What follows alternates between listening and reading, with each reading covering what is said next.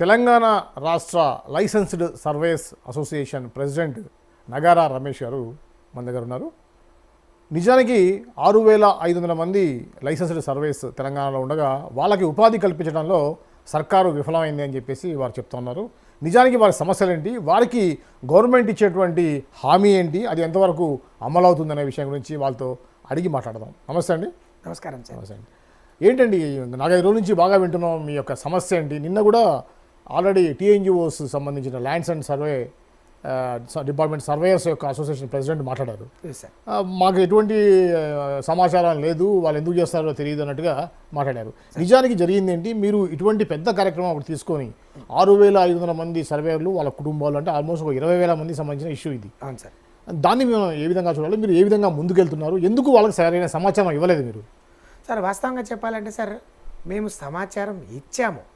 ఎవరికి ఇచ్చామంటే ఈ రాష్ట్ర joint director JD Lakshmi Prasanna madam గారికి 4 రోజుల ముందే మేము వెళ్ళి మా యొక్క పోస్టర్ తోటి మేము మేడం మా యొక్క అభ్యర్థనలకు మా యొక్క డిమాండ్లకు ఇప్పటిదాకా ఎలాంటి న్యాయం జరగలేదు, మాకు ఇప్పటివరకు గౌరవ వేతనం ప్రకటించలేదు.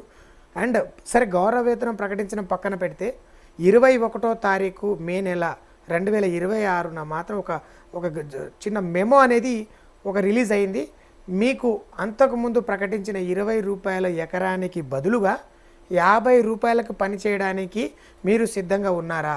దానికి సిద్ధంగా ఉన్న వాళ్ళు విల్లింగ్ అంటే అందరూ అగ్రిమెంట్ చేస్తున్నట్టు లేదంటే యాక్సెప్ట్ చేస్తున్నట్టు ఒక విల్లింగ్ లెటర్ మీద సంతకాలు చేసి మీరందరూ వర్క్కు వచ్చేయండి అని ఒక విల్లింగ్ లెటర్ని ప్రతి డిస్ట్రిక్ట్లలో ఫార్వర్డ్ చేయడం జరిగింది. సరే రవి గారు, ఇప్పుడు మీరు ఎంత చెప్పే ముందుగా మనకు ప్రేక్షకులు కూడా అర్థం కావాలి కాబట్టి అర్థమయ్యే విధంగా, యాక్చువల్గా ఈ సర్వేయర్స్ అంటే మామూలుగా ఎంఆర్ఓ ఆఫీస్లోనో లేకపోతే ల్యాండ్స్ అండ్ రికార్డ్స్ దాంట్లోనో సర్వేయర్స్ ఉంటారు. నా ల్యాండ్ ఇంత ఉంది, నాకు హద్దులు కావాలి, సర్వే కోసం పెడతారు. వాళ్ళు వచ్చి సర్వే చేసి సర్వే సర్టిఫికేట్స్ ఇస్తారు. సర్వే అన్నట్టుగా అందులో మీ యొక్క భాగం ఏంటి? మిమ్మల్ని అసలు ఎందుకు తీసుకున్నారు? లైసెన్స్డ్ సర్వేయర్స్ ఏంటి అంటే ప్రైవేట్, ఇంతకుముందు బయట surveyors, private surveyors, government surveyors ఉండేవాళ్ళు.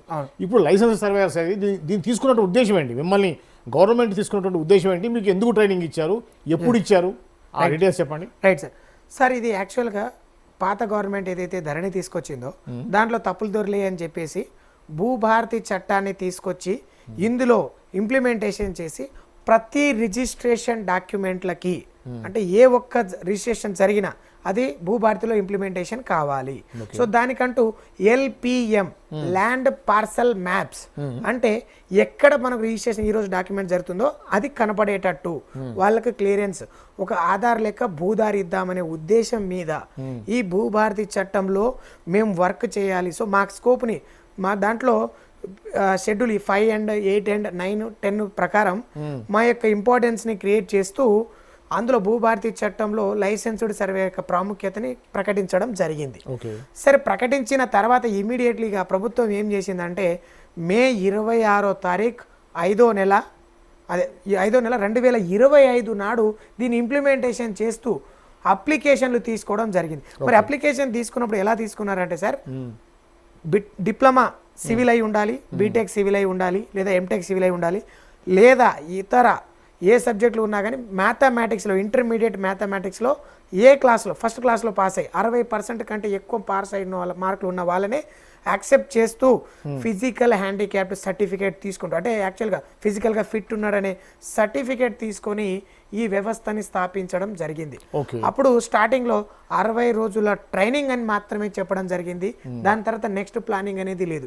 ఏ గైడ్ లైన్స్లో కూడా సార్ ఇది ఎన్ని రోజుల వరకు ట్రైనింగ్ ఉంటుంది, దీని తర్వాత నెక్స్ట్ ట్రైనింగ్ ఏంటిది, దీని తర్వాత నెక్స్ట్ ప్లానింగ్ ఏంటిది అనేది చెప్పాలి.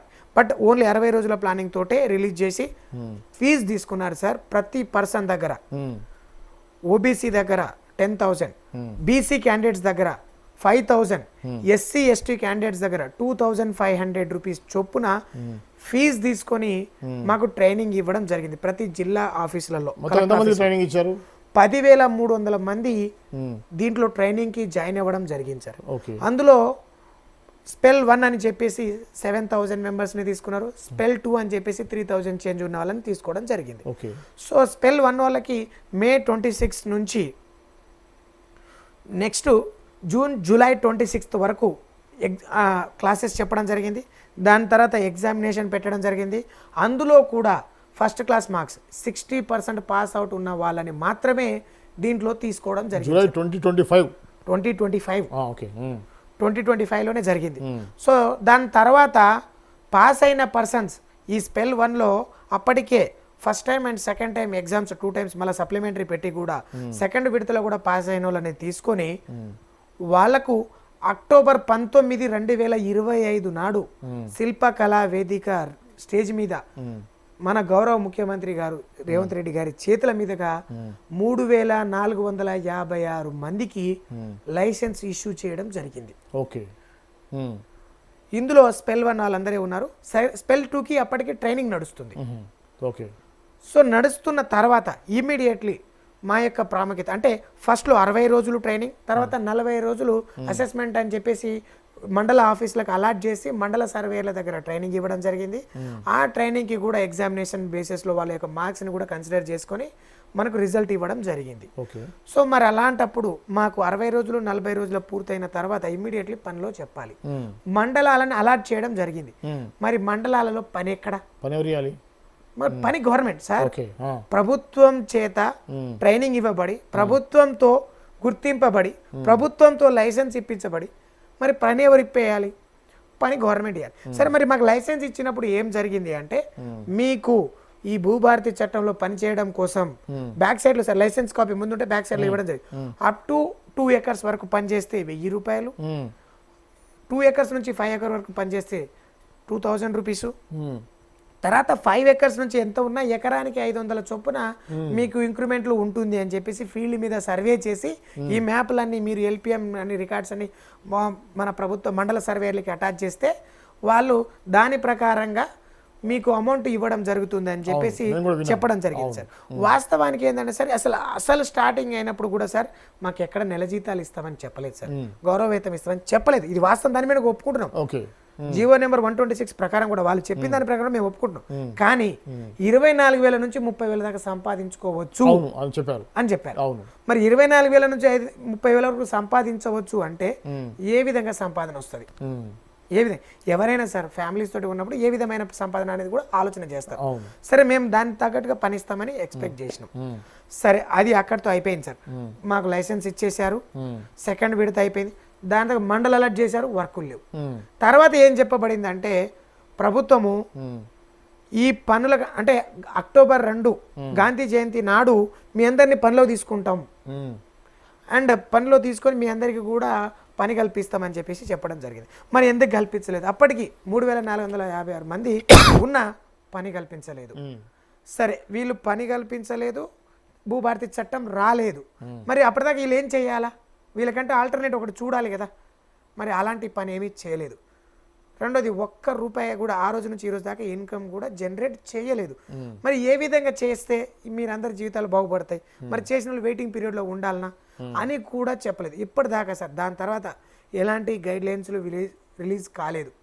దాని తర్వాత ఏం చెప్పారంటే సార్ గ్రామ పటాలు నక్షరాలు లేని ఏదైతే 373 విలేజెస్ ఏదైతే తెలంగాణ రాష్ట్రంలో ఉన్నాయో వాటికి పని చేయాలి అని అన్నారు. మరి సరే దానికి పని చేయాలన్నా యావరేజ్గా సార్ మొత్తానికి ఆ విలేజ్కి సర్వే చేయాలంటే ఎన్ని మండలాలు అంటే యావరేజ్గా 70 మండలాలలో ఉన్నాయి. 70 మండలాలు కలిపి 373 విలేజ్లు. మరి 70 మండలాల సర్వేలు పనిచేస్తారు, మిగతా వాళ్ళు ఏం చేస్తారు? 6,500 మంది. అప్పటికే సెకండ్ స్పెల్ అయింది. దాని తర్వాత సెకండ్ స్పెల్లో కూడా రిజల్ట్ వచ్చిన తర్వాత 6,500 మంది ఇప్పటికి తయారైనారు. ఎప్పటికి సార్?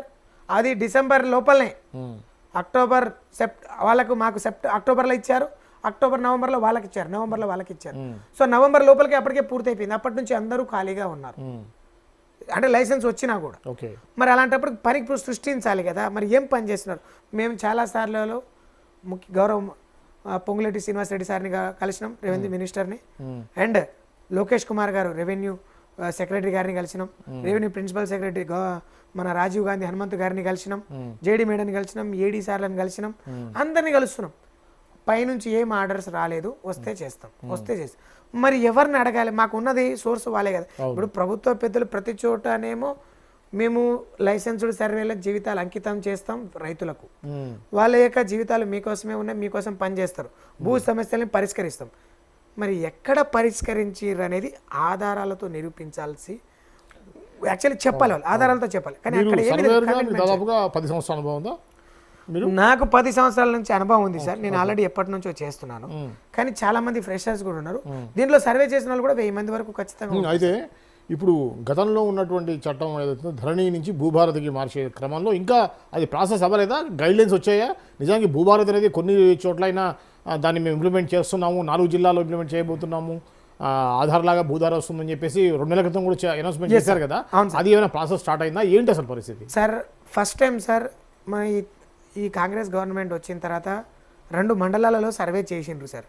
ఒకటి రంగారెడ్డి డిస్టిక్లో యాచారం, రెండవది నాగార్జున సాగర్ దగ్గర, నల్గొండ డిస్టిక్లో నాగార్జున దగ్గర తిరుమలగిరి సాగర్ అని 2 మండలాలు సర్వే చేశారు. ఓకే, దాన్ని 15-20 రోజుల్లో పూర్తి చేస్తామని చెప్పి దరిదాపు సంవత్సరం కాలం పట్టింది సార్.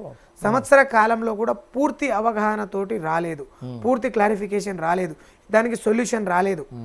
సరే అది ఎలా జరిగింది అనేది వాళ్ళకు కూడా అనుభవంలో ఉంది సార్.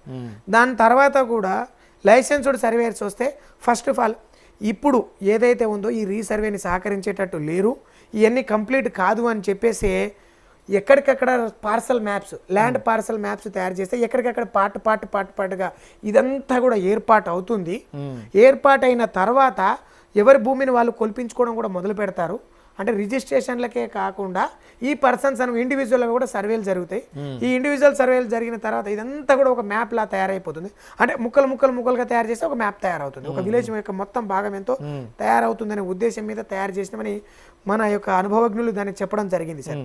సరే మరి ఆ విధంగా చేయాలనుకుంటే సార్ ఒక విషయం నేను అదే సార్ని అడిగాను, సార్ మరి ఒక ముక్కలుగా చేస్తారంటే ఈరోజు ఒక సర్వేని తీసుకుపోయి అదే ముక్క తీసుకెళ్తాడు, రేపు ఇంకో సర్వేని తీసుకొచ్చి అదే ముక్కని సర్వే చేస్తాడు, మరలా డబుల్ రిజిస్ట్రేషన్ అవుతుంది కదా. మీ దగ్గర రీసర్వే లేనిది ఎట్లా జరుగుతుంది? ఒక రీసర్వే మొత్తం మ్యాప్ ముందుగానే జరిగి ఉంటే అందులో ఏ భాగం తీసుకున్నాం అనేది మనకు తెలుస్తుంది.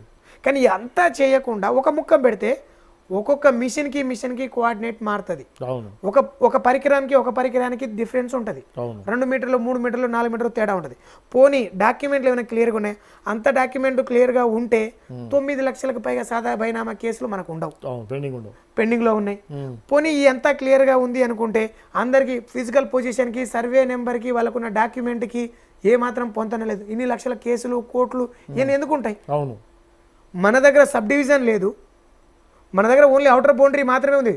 ఇండియా మొత్తంలో కూడా సార్ అంతా బ్రిటిష్ వాళ్ళు సర్వే చేస్తే మన ఒక దగ్గర హైదరాబాద్ డిస్టిక్ అప్పట్లో నిజాంలు ఉన్నారు కాబట్టి నిజాంలు సర్వే చేసి ఓన్లీ ఒక సర్వే నెంబర్ హద్దులనే ఫిక్స్ చేశారు కానీ ఇంటర్నల్ పార్ట్స్ ఎక్కడ చేయలేదు సార్. అదే మొత్తానికి డిస్ప్యూట్ కి కారణం. ఈ డిస్ప్యూట్ కి కారణమైనప్పుడు దాన్ని మీరు ఎట్లా నిలవర్తించగలరు, దాన్ని ఎట్లా తగ్గించగలరు? ఈ సమస్యను పరిష్కారం చేయాలంటే పాత డాక్యుమెంట్స్, పహానీలు ఏమున్నాయి వెరిఫై చేయాలి, స్క్రూటినీ చేయాలి.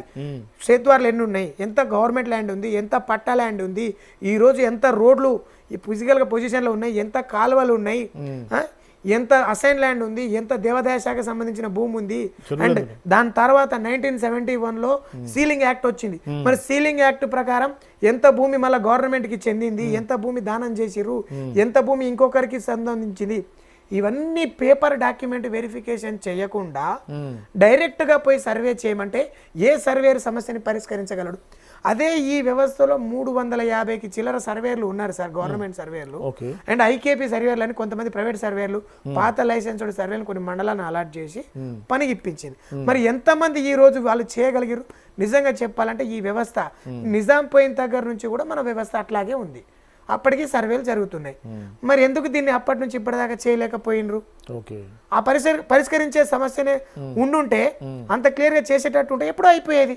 నిజాం కాలం ఎప్పుడో పోయింది, అప్పటి నుంచి ఇప్పటిదాకా కూడా కాలే కదా. ఎందుకు కాలేదు?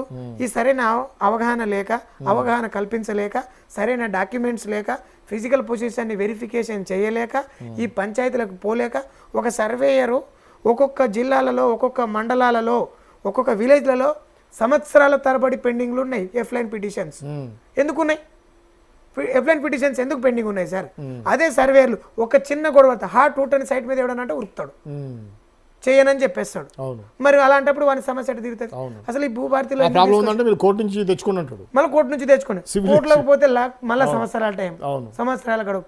మరి ఈ సమస్యల్ని, భూ సమస్యల్ని పరిష్కరిద్దాం, సమాజానికి మంచి చేద్దాం, ఈ ప్రభుత్వం ప్రజల సేవను చేద్దాం, ప్రజలకు సేవలు చేద్దాం. అన్నిటికంటే ముఖ్యమైన సమస్య హైయెస్ట్ కేసులు ఉన్నది కూడా ఈ భూమి మీదనే ఉన్నది. మరి పరిష్కరిద్దామని చెప్పేసి కదా లైసెన్స్డ్ సర్వేని తీసుకొచ్చారు. మరి సంవత్సరం ముందనే తీసుకొచ్చి సంవత్సరం నుంచి ఇంట్లో కూర్చోబెడితే ఎవరు దీంట్లో బాగుపడ్డట్టు? అటు ప్రజా సమస్యలు తీరినాయా? ప్రజలకు ఏమైనా న్యాయం జరిగిందా? పోనీ ఈ సర్వేయర్లకి ₹1 సింగిల్ రూపీ జనరేట్ చేసిండ్రా అని నేను ప్రశ్నిస్తున్నా. ₹1 ఎవరైనా జనరేట్ చేయగలిగిరా? భూభారతి చట్టం ద్వారా చేస్తారా? ఈ రెవెన్యూ వ్యవస్థ ఏ విధంగా చేస్తారో వాళ్ళు ఆలోచించాలి. దీనికి ఎవరైతే ఉన్నారో పోనీ సార్ ఈ రెవెన్యూ వ్యవస్థకి మనుషులు ఎవరు పనిచేస్తలేరు, మనుషులు ఎవరు లేరు, దీనికి కొరత ఉంది అంటే చెప్పొచ్చు. అధికారం నుంచి అందరు ప్రత్యర్థులు ఉన్నారు, దీనికి సెక్రటరీ ఉన్నారు, జనరల్ సెక్రటరీ అంటే దీనికి ప్రిన్సిపల్ సెక్రటరీ ఉన్నారు, డిపార్ట్మెంట్ సంబంధించిన అందరు ఉన్నారు. అండ్ హైయెస్ట్ ఇన్కమ్ జనరేట్ చేసేటువంటి పాత వ్యవస్థ ఇది.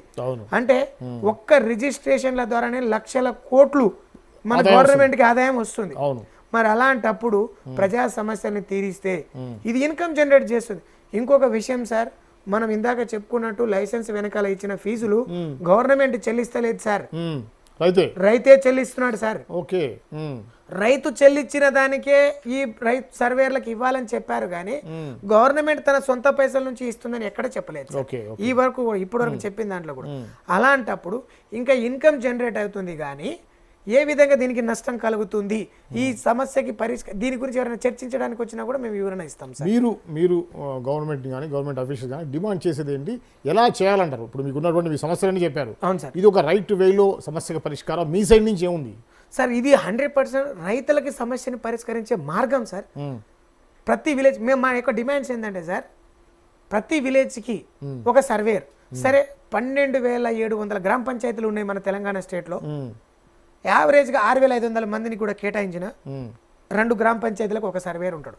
సరే ఇది ఏమైనా కొత్త వ్యవస్థ కాదు, మన హోల్ ఇండియాలో ఎన్నో చోట్ల ఉన్నది, మన పక్క రాష్ట్రంలోనే ఉంది. విలేజ్ సర్వేలు, సచివాలయం సర్వేలు అని ఆంధ్రప్రదేశ్ లో చేసిండ్రు. ఏ సమస్యకి ఆ సమస్య అక్కడే పరిష్కరించబడుతుంది. అదే విలేజ్ పర్సన్స్ కి అక్కడే సర్వే జరుగుతుంది. రిజిస్ట్రేషన్ కి కావచ్చు, ల్యాండ్ సేల్ కి కానీ పర్చేస్ కి కానీ ఇంకేతర విషయాలు ఉన్నప్పుడు కూడా ఆడ రీసర్వే జరిగింది కాబట్టి ఈజీ అవుతుంది. ఇంకొకటి సార్, అక్కడ సబ్ డివిజన్స్ క్లియర్ గా ఉన్నాయి. ప్రతి రికార్డ్ కి అక్కడ బ్రిటిష్ వాళ్ళు చేశారు, ప్రతి రికార్డు ఉంది, ప్రతి రికార్డ్ కి సబ్ డివిజన్స్ ఉన్నాయి. ఇక్కడ రికార్డ్ కి సబ్ డివిజన్ లేదు. మరి అలాంటప్పుడు ప్రతి విలేజ్ లో సర్వే ఉంటది. ప్రతి విలేజ్ కి అవసరం సర్వే. ప్రతి వాళ్ళకి కూడా గెట్టు పంచాయతీలు ఉన్నాయి, కోర్టు పంచాయతీలు ఉన్నాయి. ఇవి అన్నిటికీ పరిష్కారం చూపిస్తాడు. ఎవరు చూపిస్తాడు? సర్వేర్ చూపిస్తాడు. ఒక అనుభవంతో ట్రైనింగ్ ఇచ్చారు కదా సార్. ఏ సర్వేర్ అయినా ఇప్పుడు ఏమైనా పుట్టుకతో ఎవరికి అనుభవం రాలే. మీరు కూడా సర్వేర్ పోస్టులు ఇచ్చినప్పుడు కూడా తాలీంలో ట్రైనింగ్ ఇచ్చిండ్రు వాళ్ళ పొజిషన్. అదే తాలీంలో ఇచ్చిన ట్రైనింగ్ ని మాకు ఇక్కడ జిల్లా కలెక్టర్ ఆఫీసుల నుంచి ఇచ్చారు. అదే ట్రైనింగ్ ప్రకారం మాకు కూడా ఇచ్చారు కాబట్టి మేము పోయినా రేపటి నుంచి పోయినా సర్వే చేయగలుగుతాం. అది ఒకటి సార్. సో విలేజ్లలో సర్వేలుగా చేయాలి. విలేజ్ సర్వేలను తీసుకుంటే ప్రతి జిల్లా నుంచి మనుషులను తీసుకున్నారు సార్. 33 జిల్లాలలో ట్రైనింగ్ జరిగింది. Even though sir Hyderabad district లో 1 ఎకరం కూడా సాగు భూమి లేదు. 1 ఎకరం కూడా లేదు సార్. భూభారతి చట్టానికి కూడా హైదరాబాద్ కూడా సంబంధం లేదు. అలాంటి దాంట్లో కూడా అవసరాన్ని బట్టి ఏమొస్తుందో అని చెప్పేసి 48 మంది సర్వేర్లు ఈ రోజు హైదరాబాద్ నుంచి కూడా ట్రైనింగ్ తీసుకోవడం జరిగింది సార్. లైసెన్స్ తీసుకొని ఉన్నారు. వాళ్ళ పరిస్థితి ఏంది? అలాంటప్పుడు మీరు పని కల్పించాలి కదా. రెవెన్యూలో ఎంత వస్తుంది సార్? నేను అడిగేది ఏంటంటే, ఇప్పుడు మీకు కనీసం ఇది ఎట్లా గౌరవ వేతనం ఇస్తే ఒక 30,000 జీతం యావరేజ్గా రోజుకి 1,000 రూపాయల కూలి అనుకుంటే, ఒక స్కిల్డ్ లేబర్కి, అన్స్కిల్డ్ లేబర్కి, సెమీ స్కిల్డ్ లేబర్స్కి ఈరోజు మీరు ప్రకటించిన దాని ప్రకారమే చూసుకుంటే ఒక స్కిల్డ్ పర్సన్కి ఎంత ఇవ్వచ్చు? మరి అన్నప్పుడు టెక్నికల్ స్కిల్స్ అన్నప్పుడు మాకు ఎంత ప్రకటించవచ్చు? టెక్నికల్గా మేము ఇన్స్ట్రుమెంట్ని యూజ్ చేస్తాం, సర్వే ఇన్స్ట్రుమెంట్ని, ఆటోకాడ్ అనే సాఫ్ట్వేర్ని యూజ్ చేస్తాం, ఫిజికల్ ఫీల్డ్లో ఉండి పనిచేస్తాం, సమస్యకి పరిష్కారాన్ని మార్గం చూపిస్తాం అన్నప్పుడు సెమీ స్కిల్డ్, టెక్నికల్ స్కిల్డ్ అనొచ్చు కదా. మరి టెక్నికల్ స్కిల్కి మినిమం ఎంత ప్రకటించవచ్చు? అలా చేస్తే సార్ మీరు మొత్తంగా కూడా 6,500 మందికి యావరేజ్గా 30,000 ప్రకారం కూడా మీరు గౌరవ వేతనమో శాలరీ ప్రకటిస్తే కనీసం సార్ 19.5 కోట్ల పర్ మంత్ జనరేట్ అవుతుంది. మీ ప్రభుత్వానికి వచ్చే ఖర్చు 19.5 కోట్లు. కానీ సార్ అదే సర్వేలు చేపించుకోండి, సర్వే సమస్యల్ని పరిష్కరించుకోండి. ఏ సర్వే చేసినా ఫీజు కడుతుంది. ఈ రోజు రైతు వ్యవస్థ ఏ సర్వేలకైనా అప్లికేషన్ కి ఫీజే ఉంది. ఆ ఫీజులకి కలెక్షన్ తీసుకున్నా, రిజిస్ట్రేషన్లకి కలెక్షన్ తీసుకున్నా, ఇవన్నీ తీసుకున్నా యావరేజ్ గా వాళ్ళు చెప్పిన దాని ప్రకారం ఒక ఫైల్ కి 1,000 రూపాయలు తీసుకున్నా అయ్యే చోట కొన్ని చోట్ల అవుతుంది, కొన్ని చోట్ల కాదు. కాబట్టి ఆ యావరేజ్ తీసుకున్నా కూడా యాన్ అండ్ యావరేజ్గా 100 నుంచి 120 కోట్లు ప్రభుత్వానికి జనరేట్ అయ్యింది పర్ మంత్. ఉదాహరణ చెప్పండి సార్, అంటే నేను ఇప్పుడు 50 రూపాయలు ప్రకటించారు కదా, మాకు 1000 రూపాయలు ప్రకటించిన దాంట్లోనే 50 రూపాయలు మాకు ఇచ్చి 950 రూపాయలు మీరు తీసుకుంటా అన్నారే, అంటే దానికి ఎన్ని రెట్లు అయిపోయింది? 50కి ఎన్ని రెట్లు అయిపోయింది? అది 950 రూపాయలు ప్రభుత్వమే తీసుకుంటుంది. అక్కడ కూడా మాకు 950 రూపాయలు మాకు ఇచ్చి 50 రూపాయలు ప్రభుత్వం తీసుకుంటా అని అనౌన్స్మెంట్ చేసింది ఫస్ట్ టైం. మరి అలాంటప్పుడు దీన్ని ఏ విధంగా ఏ కోణంలో చూడాలి అంటే, మీరు ఇదే కాదు కొన్నిసారి రైతు వేదికల మీద రైతు పంట క్రాప్ సర్వే చేపిస్తామని చెప్పారు సార్, మొన్న రీసెంట్లీగా చెప్పారు. ఏం పని అయితే జరగలేదు కానీ ప్రకటించడం జరిగింది. మరి ప్రకటనలో ఏమొచ్చింది అంటే, ఒక ఫోటో ఏ క్రాప్ పండిస్తున్నారో ఆ క్రాప్కి ఫోటో పంపిస్తే 7 రూపాయలు ఇస్తాం. ఆ క్రాప్ ఏ సర్వే నెంబర్లో ఉంది, ఏ రైతు పండించాడు, అతని పంట ఆదాయం ఎంత వస్తుందని గవర్నమెంట్కి సర్వేల ద్వారా కనుక్కుందామనే ఉద్దేశం మీద ప్రకటన చేయడం జరిగింది. మరి అది ఆ మనుషులకు ఎవరికైతే 7 రూపాయల చొప్పున ఒక ఫోటో తీస్తా అన్నారే, అదే ఫోటోని ఇదే మండల మా విలేజ్ సర్వే నెంబర్ తెలుస్తుందిగా, ఎవరేసిందో. అనుభవం లేని వాళ్ళని తీసుకొచ్చి పెట్టి ఈ పని చేపిస్తానంటారు, అనుభవం ఉన్న వాళ్ళని వదిలేస్తాను పక్కన పెట్టిర్రు. అసలు సార్ ఈ సర్వే జరగాలంటే కూడా నా ఎక్స్పీరియన్స్ కొద్దిగా చెప్తున్నాను సార్. సరే మీరు అది తప్పుగా అనుకుంటారో లేదంటే ఏ విధంగా అనుకుంటారు, ఒక సర్వే జరగాలంటే అసలు ఏం జరిగింది చరిత్ర తెలవాలి. 1954 నుంచే మనం రికార్డ్ బేస్ చేసుకుంటున్నప్పుడు 1954 నుంచి పహనీ ఎట్లా సాగింది, ఏ రైతు నుంచి ఎవరికి వచ్చింది, ఎంత మందికి వచ్చింది, ఏ విధంగా డిస్ట్రిబ్యూట్ అయింది, ఏ విధంగా పార్టిషన్స్ అయినాయి, ఇవన్నీ స్క్రూటినీ చేయడానికే కొన్ని సంవత్సరాలు పడుతుంది సార్. ఈ సంవత్సర కాలం పాటు అదే మా లైసెన్స్డ్ సర్వేలని అక్కడే పెట్టుంటే ఇన్ని లక్షల కేసులు ఉండవు సార్, అప్పుడే క్లోజ్ అవుతుంది. ఏది ఒరిజినల్ డాక్యుమెంట్, ఏది ఫేక్ డాక్యుమెంట్, ఏది ఫోర్జరీ, ఏది రియాలిటీ, ఏది గ్రౌండ్ మీద ఉన్నది, ఏది ఫేక్ డాక్యుమెంట్ లో సృష్టించుకున్నారు, ఎవరి ద్వారా చేపించుకున్నారు, ఎవరు లేకుండా చేపించుకున్నారు, ఈ ధరణిలో ఎందుకు ఈ తప్పులు జరిగినాయి, ఎవరు దీన్ని క్రియేట్ చేసింది, ఇవన్నీ సాక్ష్యాధారాలతో సహా బయటపడతారు సార్. ఇది చేయడానికి సిద్ధంగా లేరా? ఇది సిద్ధం చేయాల్సింది ఎవరు సార్? ఇదేమైనా ప్రైవేట్ వ్యవస్థ అయితే మేమే చేపిస్తాం సార్. ఇదంతా గవర్నమెంట్. రెవెన్యూకు ఒకే ఒక్క ఆధారం, ఒకే ఒక్క డాక్యుమెంట్ ఉన్నది ఒకే రెవెన్యూ వ్యవస్థ దగ్గర. ఇంకెవరికి కూడా అలౌట్ లేదు, దీంట్లో ఎవరికి సంబంధం లేదు, ఎవరికి మాట్లాడడానికి హక్కే లేదు.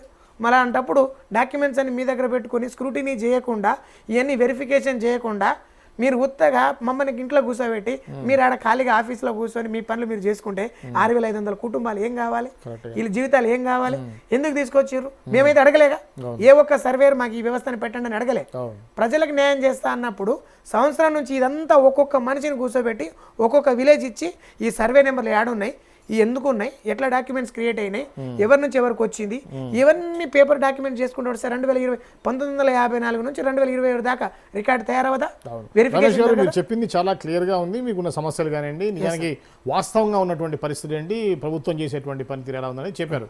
అయితే మీ వెనకాల రాజకీయ కోణం ఉందా? కొన్ని మీ మీటింగ్స్లో చూస్తే గవర్నమెంట్ని బాగా తూర్పాట పట్టేటువంటి కొంతమంది ప్రభుత్వ వ్యతిరేకులు మాట్లాడిన మాటలు కూడా విన్నాను నేను. మీకు రాజకీయ కోణం ఏమైనా ఉందా? ఎట్లా సార్? ఒక్క మనిషి ఈ రాజకీయంలో నుంచి ఇందులో ఇన్వాల్వ్ అయిన నిరూపించిన ఎక్కడికక్కడ ఆపేస్తాం సార్. ఒక్క రాజకీయ నాయకుడు ఇన్వాల్వ్మెంట్ లేదు, మేము అసలు ఆ కోణంలో ఆలోచించలేదు సార్. ఇందులో మేము కొంతమంది మాట్లాడినాం, ఇప్పటి వరకు మాట్లాడిన ఏ ఒక్కరికి కూడా ఏ రాజకీయ పార్టీలతో కానీ సంబంధం లేదు, ఏ యొక్క పర్సనల్ గా కూడా సంబంధం లేదు, ఏ ఒక్కరికి మేము ఇన్విటేషన్ కూడా ఇవ్వలేదు సార్. ఆ రోజు కూడా మేము కేవలం ముగ్గురికి కూడా అది అనుకుని, నేను కూడా కాదు సార్, నేను రాష్ట్ర అధ్యక్షుడిగా ఉండి కూడా ఏ ఒక్కరికి నేను ఇన్విటేషన్ ఇవ్వలేదు. మా యొక్క ప్రజా సమస్యలను తెలుసుకోండి అని మా యొక్క కొందరు మిత్రులు మేము ముందు రోజు మాత్రం మేము రఘు గారు అని చెప్పేసి మనతోలి వెలుగు రఘు గారిని వెళ్ళి కలవడం జరిగింది. మాకు ప్రకటన అందరికీ చేరేలా మీరు వీడియో చేయండి సార్ అని చెప్పడం జరిగింది.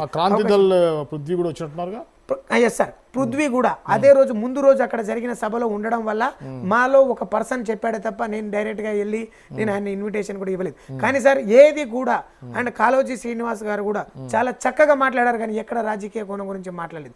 అతనికి కూడా సార్ మాలో 6500 మందిలో ఎంతో మంది ఎంతో రకాలుగా ఉన్న మేము ఎవరిని మేము వెళ్ళి అడగలేదు, పిలవలేదు, ఇన్విటేషన్ పంపలేదు.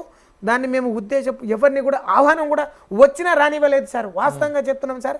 మా స్టేజీకి ఆనుకునే పక్కన ఇక్కడ హరీష్ రావు గారు మీటింగ్ వాళ్ళ యొక్క లంబాడి సభలకు వచ్చారు సార్. లంబాడి సభ జరుగుతుంది, అక్కడికి వచ్చిన మా ఒక్క మనిషి అతన్ని కలవడం కానీ అతన్ని పిలవడం కానీ మా స్టేజ్కి ఆహ్వానించడం కానీ జరగలేదు. ఇది రాజకీయ కోణం కాదు సార్. మేము ఏ మాటలు మాట్లాడినా, ఏ వాక్యం మాట్లాడినా, రాజకీయ యాంగిల్లో మాట్లాడినట్టు చెప్పినా, ఆధారాలతో నిరూపించినా, లేదంటే దీంట్లో ఎక్కడ రాజకీయ కోణం ఉందని మీరు ఏ ఒక్క పాయింట్అవుట్ చేసినా మేము దాన్ని సమాధానం ఇవ్వడానికి సిద్ధంగా ఉన్నాం. ఓకే, అయితే ఇంకోటి రమేష్ గారు, ఇప్పటిదాకా మీరు చేసింది చెప్పారు, మీకు ఈ యొక్క వేదికగా గవర్నమెంట్కి ఏం చెప్పాలనుకుంటున్నారు? సార్ గవర్నమెంట్కి మేము ఏం చెప్పాలనుకుంటున్నాం సార్, 6,500 మందికి సమానత్వం కావాలి, సమాన వేతనం కావాలి, సమాన గౌరవం కావాలి, సమానంగా అన్ని విధాలు కల్పించాలి. అండ్ ఈ వ్యవస్థ అనేది ఒక రోజుకో 2 రోజులకో 3 రోజులకో సంవత్సరానికో ఉంటే నెక్స్ట్ ఇయర్ ఏం కావాలి, మళ్ళీ ఇంకెక్కడికి వెళ్ళి వెతుక్కోవాలి పని. ఇప్పుడు మీరు పని కల్పించేది ఒక రాష్ట్రంలో ఉన్న ఇప్పుడు సపోజ్గా హైదరాబాద్లో అనుకోండి సార్, ఒక కంపెనీలో పనిచేస్తాడంటే ఆ కంపెనీ ఉన్నన్ని రోజులు అని పనిచేస్తాడని హోప్ మీద వస్తాడు, ఆ నమ్మకం మీద అక్కడికి వస్తాడు.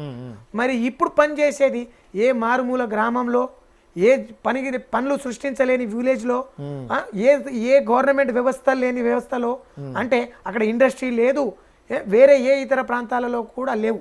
ఎన్ని ఉన్నాయి సార్ రాష్ట్రంలో, ఎన్ని ఇండస్ట్రియల్స్ ఉన్నాయి, ఎన్ని చోట్ల ఎన్ని మండలాలు ఉన్నాయి? మరి 614 మండలాలు ఉన్నాయి సార్ మన తెలంగాణలో. 614 మండలాలలో ఎన్ని చోట్ల పనిని కల్పించుకుని సృష్టించుకునే వ్యవస్థ ఉన్నది? మరి అలాంటి 614 మండలాలకు కేటాయించడం జరిగింది సార్. మరి అలాంటప్పుడు ఆ మనిషి సమానత్వంగా ఎట్లా పని చేయగలడు? ఇప్పుడు ఉదాహరణ సార్, ఆదిలాబాద్ లో ఏదో మారుమూల గ్రామంలో ఉంది సార్, అతను ఈ రోజు రిజిస్ట్రేషన్లు ఎన్ని జరుగుతాయి? మరి రిజిస్ట్రేషన్కే పని చేయాలి, ఇదే పని చేయాలంటే తర్వాత ఏం పని చేస్తాడు ఆయన? మళ్ళీ హైదరాబాద్కి వచ్చి పని చేసుకుంటాడు. గవర్నమెంట్ అడిగేటువంటి మెయిన్ ఏంటి? అందుకనే సార్ ఇవన్నీ దృష్టిలో పెట్టుకొని అందరికి సమానత్వం ఉండాలంటే ప్రతి ఒక్కరికి సమాన గౌరవ వేతనం. అసలు గౌరవ వేతనం అనేది పక్కన పెడితే సార్, మీరు మాకు పని చేసినందుకు పైసలు ఇస్తారు సరే, దాన్ని ఇప్పుడు మేము గవర్నమెంట్ ఉద్యోగులం కాకపోదు, మేము గవర్నమెంట్ ఉద్యోగులను ప్రకటించుకోలేదు సార్ ఇప్పటి వరకు. కానీ ఎందుకు తీసుకోకూడదు, గవర్నమెంట్ ఉద్యోగులుగా ఎందుకు ప్రకటించకూడదు? 12,700 గ్రామ పంచాయతీలు ఉన్నప్పుడు ఒక రెండు గ్రామ పంచాయతీలు ఒక సర్వే అయినప్పుడు భూమి ఉన్నంత కాలం సర్వే జరుగుతుందిగా, రిజిస్ట్రేషన్ ఉన్నంత కాలం జరుగుతుందిగా, అవసరం పడుతూనే ఉంటదిగా. మరి ఈ వ్యవస్థ ఉన్నప్పుడు ఈ వ్యవస్థలో ఉన్న వాళ్ళ జీవిత కాలం పాటు ఉండాలిగా, భూమి ఉన్నంత కాలం ఈ వ్యవస్థ ఉండాలిగా. ప్రభుత్వాలు మారొచ్చు, ఈ రోజు కాంగ్రెస్ ఉండొచ్చు, రేపు బీఆర్ఎస్ ఉండొచ్చు, రేపు ఇంకో బీజేపీ ఉండొచ్చు, ఏదైనా ఉండొచ్చు, ఈ వ్యవస్థ మారుతుంది. కానీ మనకు ఐఏఎస్ ఆఫీసర్లు అంటే ఈ వ్యవస్థ రెవెన్యూలో సర్వేర్ ఉంటాడు, మండల సర్వేర్ ఉంటాడు, డిఐ ఉంటాడు, ఏడీ ఉంటాడు, జేడీ ఉంటారు, ప్రిన్సిపల్ సెక్రటరీ ఉంటారు, రెవెన్యూ సెక్రటరీ ఉంటారు. మరి అన్నీ ఉన్నప్పుడు లైసెన్స్డ్ సర్వే ఎందుకు ఉండకూడదు? కంటిన్యూ ఉండాలి. వ్యవస్థ ఉన్నప్పుడు కంటిన్యూషన్ ఉండాలి. ఇప్పుడు అందుకే సార్ ప్రతి 2 గ్రామ పంచాయతీలో ఒక సర్వేని కేటాయించాలి. ఒకటి. రెండోది పే స్కేల్, శాలరీ ప్రకటించండి. 60 ఏళ్ల జీవితం పాటు చేసుకుంటాం సార్, వేరే పని చేసుకోవాల్సిన పని లేదు. ఏ ఉద్యోగానికైనా ఏ కాంట్రాక్ట్ బేసిక్ అయినా వాళ్ళకి ఎప్పుడు అంటే దీనికి ఒక ఎక్స్పైరీ డేట్ ఉండదు. కానీ మాకు 2 సంవత్సరాల ఎక్స్పైరీ డేట్ ఉంది. 2 సంవత్సరాలకే లైసెన్స్ మళ్ళీ రెన్యువల్ చేసుకోవాలని ఎక్స్పైరీ డేట్ ఉంది. మరి దాని ఎందుకు? నేను ఈ లైసెన్స్డ్ వ్యవస్థని రద్దు చేయాలి. అంటే కనీసం ఈ రెన్యువల్ అనేది రద్దు చేసి కంటిన్యూ చేయాలి. 60 సంవత్సరాల వరకు దీన్ని ఒక వయో పరిమితి, మనకు 60 సంవత్సరాల లిమిట్ వచ్చేంత వరకు అక్కడ పని చేసుకోవచ్చు. కావాలంటే ఆ జిల్లాలో ఆ మండలాల్లో ఎట్లా ట్రాన్స్ఫర్లు చేస్తారో అట్లా చేసుకోండి. ఓకే, ఇప్పుడు మీరు రీసెంట్ గా 2 సార్లు మీ నిరసన తెలియజేశారు. ఒకసారి ధర్నా చౌక్, ఇంకోసారి సోమాజిగూడలో. నెక్స్ట్ మీరు ఏం చేయబోతున్నారు సార్? ఎక్కడ ఏం చేయగలుగుతాం అనేది మా కార్యవర్గ సమితి ఉంది సార్. దాని నిర్ణయం మేరకు మేము సానుకూలంగా స్పందిస్తుంది ప్రభుత్వం. ఈ 2వ తారీఖు ఈ రోజు ఏదైతే మన రాష్ట్ర అవతరణ దినోత్సవం ఉందో ఈ రోజు ప్రకటన చేస్తుందని ఆశతో ఉన్నాం సార్. ఈ రోజు ఆశతో ఉన్నాం. ఎందుకంటే 6,000 మనుషులే కాదు, 6,000 కుటుంబాలు, 4 కోట్ల తెలంగాణ జనాభా యొక్క సమస్యలు మీరు ఒకటే కోణంలో చూస్తున్నాం సార్. ఈ లైసెన్స్డ్ సర్వేని చూస్తున్నాం కానీ రైతు సమస్యల గురించి చూస్తలేము. పరిష్కారానికి కోసం ఇదంతా మార్గం. ఈ వ్యవస్థను సృష్టించింది వాళ్ళే కదా. సంవత్సర కాలం వెయిట్ చేయడం అనేది చాలా పెద్ద తప్పది. ఇప్పుడు చాలా డిలే అయినట్టు, అది చాలా డిలే అయింది. దీన్ని ఇమ్మీడియట్లీ ప్రకటన చేసి ఇంతమందికి న్యాయం చేసే వ్యవస్థను తీసుకొస్తే మేమందరం కూడా బాగుపడతాం, వాళ్ళు కూడా జన సమస్యలు బాగుపడతాయి. ప్రజా సమస్యలు తీస్తే ప్రభుత్వానికి పేరు కదా సార్. ఎవరికి వస్తుంది సార్? మా సర్వేలకు ఎవరికైనా పేరు వస్తుందా? ఇప్పుడున్న సర్వేలకు ఎవరికైనా పేరు వచ్చిందా సార్? ఒక్క సర్వేలకు 350 మంది సర్వేలు ఉన్నారు, ఒకరికైనా పేరుందా? సమస్యల పరిష్కారం అంటే ప్రభుత్వానికి మంచి పేరు వస్తుంది. ఇది ప్రభుత్వ సమస్య కానీ ప్రజల అంటే ప్రభుత్వానికి సంబంధించిన సమస్య కానీ 6,500 మంది సమస్య కాదు కదా. ఇది అందరి దాని గురించి ఆలోచన చేసి ఒక గౌరవ వేతనం చేస్తే అందరూ ప్రశాంతంగా పనిచేసుకోవచ్చు. కమిషన్ బేస్ అనేది రద్దు చేయాలి. 50 రూపాయలు 20 రూపాయలు అనేది ఈ కమిషన్ అనేది వద్దు. ఇది ప్రభుత్వానికి నష్టపరిహారం చేసేది కాదు సార్. ఈ వ్యవస్థని బతికిస్తూ సమస్యని పరిష్కరిస్తూ ఇన్కమ్ జనరేట్ చేసేది సార్. ప్రభుత్వమే మొత్తం భారం భరిస్తలేదు. ఇది రైతుల నుంచి కలెక్ట్ చేస్తుంది, ఇస్తున్నారు. అలాంటప్పుడు మీకు వచ్చే నష్టం ఎక్కడ? ఇమ్మీడియట్లీ తీసుకురావాలి. నేను చెప్తున్నాను సార్, ఇమ్మీడియట్లీ పనిలో తీసుకొని ఫస్ట్ డాక్యుమెంటరీ స్క్రూటినీ చేయండి. స్క్రూటినీ చేయండి, మీకు ఎక్కడ తప్పులు జరిగినాయి, తప్పులు దొరికినాయి అని చెప్పేసి డాక్యుమెంట్ వెరిఫికేషన్ చేపియండి. దాని తర్వాత ఎక్కడ జరిగిందో అప్పుడు న్యాయం చేయండి. ఎంత కాలం పడుతుంది? ఒక్కొక్క సర్వే నెంబర్లు ఒక్కొక్క ఊరిలో 2000, 3000, 4000 ఎకరాల భూమి ఉంది. ప్రతి సర్వే నెంబర్కి డాక్యుమెంట్ వెరిఫికేషన్ పెట్టండి. ఎప్పటి నుంచి ఎప్పటి వరకు ఎలా జరిగింది రికార్డ్స్ అన్ని గవర్నమెంట్ దగ్గర ఉన్నాయి కదా సార్. ఏదో ఒక విలేజ్ 2 విలేజ్లో తగలబడిపోయినాయి, ఎక్కడికో పోయినాయి అంటే గానీ రెవెన్యూ రికార్డ్స్ అన్ని దాని నుంచే మెయింటైన్ చేస్తుంది కదా. ఆ పని అంతా మాకు అప్పచెప్పండి, మేము చేసి పెడతాం ఆఫీస్లో కూర్చొని. మరి ఆ పని చేసి దానికి పైసలు ఎవరు ఇవ్వాలి సార్? మేము ప్రభుత్వానికి పని చేస్తాం, బయట కూడా పైసలు ఏమంటే ఇస్తారా సార్? మరి దానికి ఇప్పుడు రైతులకు సంబంధించినది కావచ్చు కానీ రైతులు అప్పటికప్పుడు పనికి పైసలు ఇయ్యారు కదా. మరి పని లేకుండా పైసలు లేకుండా ఎంతో మంది బతుకుతారు సార్. ఈ రోజులలో మినిమం ఒక మనిషికి ఎంత జీవన ఉపాధి కోసం ఎంత మినిమం క్యాల్కులేషన్ కావాలి? ఊర్లో బతికేటోడికైనా ఫ్యామిలీ, పిల్లలు, స్కూలు, ఇవన్నీ ఫీజులు ఇవన్నీ ఉంటాయి కదా సార్. ఇవన్నీ పరిగణలోకి తీసుకోవాలి కదా. ఈ పరిగణలోకి తీసుకొని మాకు ఒక క్యాల్కులేషన్ చేసి మినిమం ఇంత శాలరీని ప్రకటించండి, స్కేల్ ప్రకటించండి. వ్యవస్థ ఉన్న రోజులు ఉంటుంది. మాకేం బాధ అంటే సార్, రేపు ఈ గవర్నమెంట్ ఉంది, వీళ్ళు తీసుకోవచ్చు, రేపు ఇంకో గవర్నమెంట్ వచ్చింది అనుకో, వీళ్ళు మాకు సంబంధం లేదని అనుకో, మా పరిస్థితి ఏంది? జీవితం అంతా తిరుగుతా ఉండాలి. ఓకేనా సార్? ఓకే, నమస్కారం. ఓకే, థ్యాంక్ యూ అండి రమేష్ గారు. ఇది నగారా రమేష్ గారు, licensed surveyors association of Telangana president. వారి యొక్క సమస్యల్ని చెప్పారు. ఏదైతే ఇప్పుడు వారు చెప్పిన దాని ప్రకారం గవర్నమెంట్కే మంచి పేరు వస్తుంది, రైతులు ఎన్నో భూ సమస్యలతోటి బాధపడుతూ ఉన్నారు, అవన్నీ క్లియర్ అవుతాయి, మాకు పనిస్తే మాకు పని దక్కుతుంది. 6500 కుటుంబాలు ఈరోజు ఈ యొక్క గవర్నమెంట్ యొక్క డెసిషన్ కోసం ఎదురు చూస్తుందని చెప్తున్నారు. మరో అంశంతో మళ్ళీ కలుద్దాం. చూస్తూనే ఉండండి పొలిటెంట్ మీడియా.